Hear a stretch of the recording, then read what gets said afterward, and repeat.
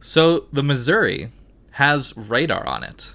I'm sure most of you know that, but for those of you who are a little newer to the game and haven't seen this ship, because it hasn't been for sale for a very long time, you actually get radar on a battleship, which is kind of amazing, actually. This ship can play really, really aggressively and really help your team win the game, just because of that radar, compared to an Iowa, which is the tech tree equivalent of this ship. Obviously, everybody plays this ship and knows this ship as the credit maker. No other ship in the game can make credits like this ship can. It's kind of the ultimate premium ship in the game. A million credits is just like nothing for this ship to get. It's crazy. But playing this ship, if you have it, is a delicate balance of making use of your radar but also not dying, because at the end of the day you are an Iowa hull, and even though your Citadel's been lowered recently, it's still not the tankiest battleship in the world. You got a giant superstructure still, so you got to be a little bit careful of that. Unfortunately, the enemy Iowa in this game is just the luckiest player on the planet, I think. I don't know what else to think about this.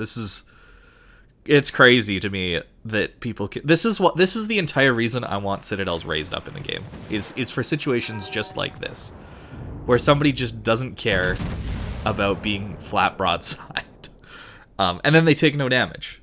It's pretty frustrating. But as a Missouri, you can push up pretty aggressively and actually get destroyers killed. Now, we get lucky enough to just proxy light this guy, and that helps us to turn in and hopefully dodge his torpedoes. But with our team, we know this Fletcher can die. I'm very sure this Fletcher's going to die because we haven't popped our radar yet, which is the old 9.5 kilometer tier 9 radar. And this is advice for every radar ship, but don't pop your radar until the ship goes dark. There's really no point. It would be a waste of all the radar time. And you can see, with a radar module, we can get 40 seconds of radar. Our Tashkent, I think, killed him anyway with blind fire. As you know, there's a 6-second delay with radar, but that Fletcher was dying the instant he stayed inside my radar range that long. And as you can see, Citadels don't exist, apparently, which is really, really, really, really sad. But Missouri is a ship that I loved when it came out. And then, for whatever reason, I don't know if it was something that they just stealth changed about the ship, but the dispersion got real wonky all of a sudden. I think in my first 100 games, I was averaging 130 or 128,000 damage, somewhere in there. And then, once I got to 150 games, so 50 games later, I was down to averaging 107k. So I put the ship away for an incredibly long period of time because I just hated it all of a sudden. It just felt terrible. So now I'm playing it again, and I'm finding that in the meta of passive play and teams not really wanting to push and all that kind of thing, having a radar on a pushing battleship is incredibly powerful. And something to watch out for if you are playing a destroyer, that you don't want to get caught in this radar when the Missouri is supported by his team. It is super powerful, because you can get into positions that no other radar ship can. That's kind of the limitation of radar in this game. Outside of this ship is the ships, even the most tanky versions of radar ships, which is Petropavlovsk, Moskva, Stalingrad, that kind of thing. They still have a bow that can be overmatched. They don't have 80,000 HP, right? All these things make a battleship just a little bit more tanky than those other ones. And I don't know, I think it's a very interesting concept to give a battleship radar. I don't think it's necessarily the worst thing in the world. A lot of people would say the rock, paper, scissors argument, where battleships shouldn't be able to counter destroyers. And I would agree with that to a certain extent, except these days, there's not really much rock, paper, scissors left. Finally, our guns land Citadels, by the way. That Iowa's, I don't know what happened there. But regardless, I really believe there isn't much rock, paper, scissors left, because an angled cruiser doesn't really get smacked that hard by a battleship these days. And, well, cruisers then are good against battleships because you can farm them out. They're good against other cruisers because your DPMs are similar, and better positioning means you're going to win. And then they counter destroyers because of their hard-hitting, relatively fast reloading HE, and sometimes having radar. So a cruiser, in my mind these days, just kind of counters everything. And most of the time they have better AA than most ships in the game, so a CV doesn't want to go after them. So it's one of those things where the rock, paper, scissors argument I would believe if it was 2016 or 17. And now finally the Missouri's guns are working the way we would want them to. And we're up to 100k damage. This ship is really strong still. It's a very strong ship, and I'm probably going to play it more. Just because I had such a good time pushing with this radar and getting ships killed. It's for situations like this, where a DD goes dark, and my team could shoot at it, but they can't because it goes dark. I can pop my radar and have him spotted for an incredibly long period of time. It's situations like this that can really help your team win the game. Now, we are winning this game, but the enemy team does have 2 caps, so they're coming back, and because we have to push, we're at a disadvantage. Anytime you have to push, remember you're at a disadvantage to the enemy team, generally. Now, I'm going to stop here because I don't really know where the Jutland is. This is where the Jutland is going to go. You can see I'm looking at where he's turning, and we see him turn out. So my thought is he's probably not going to come YOLO around behind me through the gap. And I'm thinking, well, maybe he's going to decide to YOLO in front of me and get all his single launch torpedoes off and kill me. So that's why I'm playing a little passive here. You need to be aware of that possibility because we are so much farther ahead than our team. So we don't actually have that much support. We're still waiting for our Georgia, Rune, Buffalo to push up with us. So we got to play passive. That is kind of the key in pushing in a battleship these days is you need to hop from island to island to island when it's safe. And now we see the Jutland has actually just moved away entirely. So now we're going to get going full speed to try and help our Georgia. Or not help kill this Georgia, sorry. So if you're someone who's playing a Missouri and you're wondering how you should be playing it, you should be trying to make use of your radar, but you should not be YOLOing to get your radar used. Again, you have 9.5 kilometer radar range and just shy of 13 kilometer detect range on your ship. So there's no stealth radaring here. There's no ability to push really hard and then when you get lit, just radar and then you spot whatever's lighting you. You need to play well with your team and make sure you're not overextending. As you'll see, Iowa and Missouri is not the tankiest ship in the game. Same with Georgia. The Tier 9 American battleships, they gain a lot in terms of firepower and accuracy due to the 3 million module upgrade that gives you 11% better dispersion. But you actually don't really gain that much in armor. Your belt armor is still very weak compared to, say, a Montana. And realistically, you're not going to be tanking a whole lot of damage because people can just aim for your superstructure and get full pens because you just look at how big it is. It's pretty easy to full pen it when you compare it to something like Nazumo, for example. It's a pretty extreme case, but again, this is what you're trying to do, is push up with your team and then use your radar to move the DDs away. Destroyers are obviously at their most powerful when they are holding a push back, torping things, spotting things, all that stuff for their team that's, hiding at the back, receiving that push in. But when you have a Missouri helping lead that charge, those destroyers essentially have to play at 9 kilometers or 9.5 kilometers, even 10 kilometers, just to make sure they don't get caught for too long in a Missouri radar.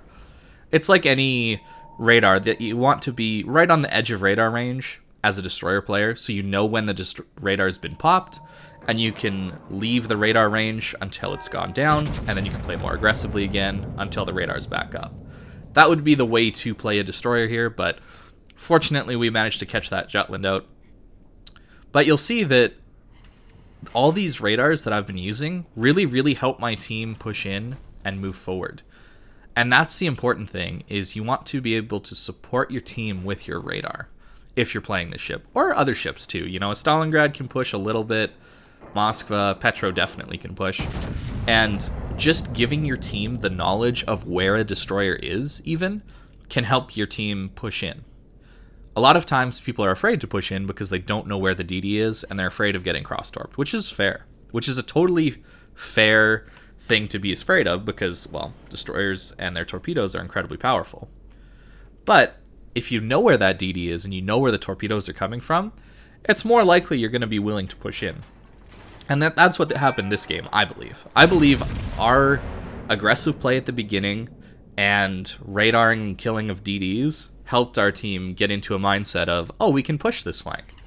Which is really cool, because I love it when you're able to push a flank with your team, and that you see our George's a little bit lower on health, he's been getting focused, he's reversing, and as a Battleship player who's trying to support him, I just full charge in, right?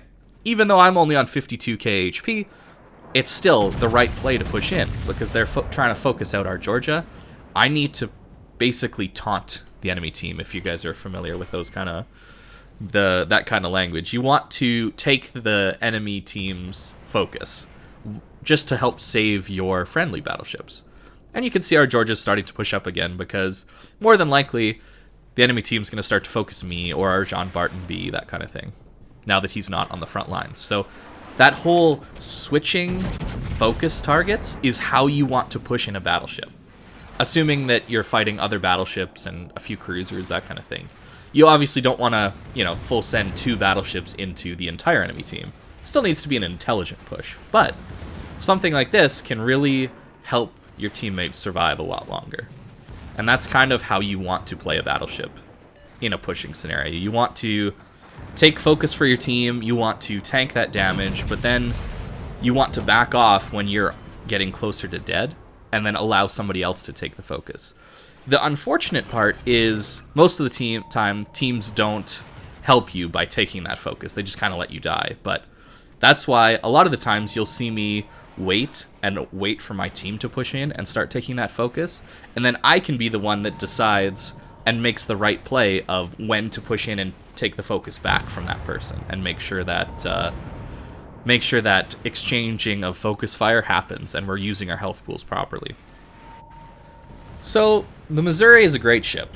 If you've got it, I would recommend playing it again. If you felt like, oh, the dispersion's been wonky recently, or you just haven't been having fun with it, I would recommend trying and playing it again, give it another shot, because I had a lot of fun giving it another chance here in this game. I'm pretty sure this was the Snowflake game where I was trying to get my steel from the Snowflake missions or whatever, and I had fun with it, so I'm just going to play it some more.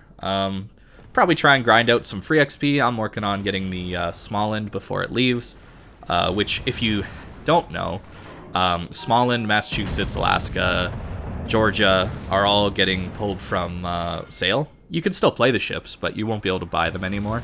So you're going to want... And Thunder, actually. Sorry, I should definitely say that one. Thunder as well. So now's the time to grind. So pick a good premium ship, probably. Slap all your camos on. That's why I'm not running the normal premium camo. I'm slapping on a really good camo to try and get more free XP for the Smallland. And grind away, because it is doable to get a couple million free XP in the next month. I believe they're going away at the end of next month. And at the beginning of this month, I started with a million free XP. And once we get into port to look at the captain build, you'll see how much free XP I'm up to. It's pretty good. And there you see, 1 million credits.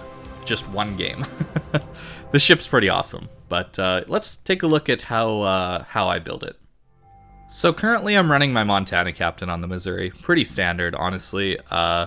Getting expert loader to switch shells faster. Sometimes that's better versus the DD. Most of the time not, but every once in a while it is. Or bow in battleships. Pretty standard build with the adrenaline rush, superintendent. It's pretty useful getting that extra radar out. As you can see, we used all 4 in that last game. Concealment, fire prevention, basic survivability, and expert marksman. Pretty standard build, I would say. And then on the equipment side of things, you can see I'm running the surveillance radar mod, because you don't really need either one of those. They don't actually do that much. But having 20% extra radar duration is pretty nice. I'm running range mod because I like taking those pot shots across the map. but you don't really need it. If you want faster turrets, you can definitely take that. Damage control system, pretty standard. There's an argument to be made for propulsion mod. They're both good. Concealment, very useful. And then I run accuracy because I find that one-time alpha strike is more what battleships are about than DPM, but both are good. I could see running both. Now, one thing I want to talk about just real quick, you can actually run a secondary build on this ship. It's not really recommended, right? So we'll just pull our Ohio captain over. So that gets us AFT and manual fire control for secondaries. And then if we go here and switch out this module to secondary battery mod, real quick. And then make sure we have the flag, which we do. And then we'll look here, and you can see your secondary range is actually 9.1 kilometers. And you might be thinking, well, that's dumb. Why would you take that over a tank build? Well, with a radar range of 9.5 kilometers that lasts 42 seconds, oftentimes you're going to find things within your secondary range with your radar. So I'm not saying it's good, but you can deal that little bit extra to a destroyer or something with your secondaries within that radar time. I'm not saying this is the right way to go about it, but I have played it and it has worked sometimes. The optimal build would for sure be the other one, but that's just something to note. Secondary build is not as crazy as you might think on this ship just because the radar gives you that ability to do that. So that's the Missouri. I like/hate this ship. I still hate it from back in the day when it screwed me over so much, but recently it's been treating me well, so maybe you should give it a shot if you haven't in the last little bit. So thanks for watching, guys, and I hope you have a great day.